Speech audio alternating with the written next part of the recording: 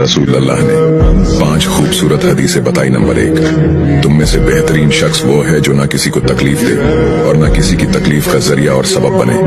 Number 2, जो शख्स दिन में 10 मरतबा सूरतुल इखलास पढ़ेगा, यानी कुल हु अल्लाहु अहद, ये पूरी सूरत पढ़ेगा, अल्लाह ताला जन्नत में उसके लिए महल बना देंगे। नंबर 3, जो शख्स हर फर्ज नमाज के बाद 1 मरतबा आयतुल कुर्सी पढ़ने का मामूल बनाएगा, तो उसके और जन्नत के दरमियान सिर्फ मौत का फासला होगा, यानी वो शख्स मरते ही सीधा जन्नत में जाएगा। नंबर 5, जो शख्स घर से निकलते वक्त ये दुआ पढ़ेगा, बिस्मिल्लाहि तवक्कलतु अला अल्लाह ला हौला वला कुव्वता इल्ला बिल्लाह, तो अल्लाह ताला शैतान के शर से उसकी हिफाजत फरमा देता है और जिस काम को वो निकला अल्लाह ताला उसमें आसानी पैदा फरमा देता है। नंबर 5, रसूल अल्लाह ने फरमाया, वो शख्स हरा भरा रहे, हंसता खेलता रहे। जो शख्स मेरी हदीस सुने उसको महफूज रखे और उसको दूसरों तक पहुंचाए।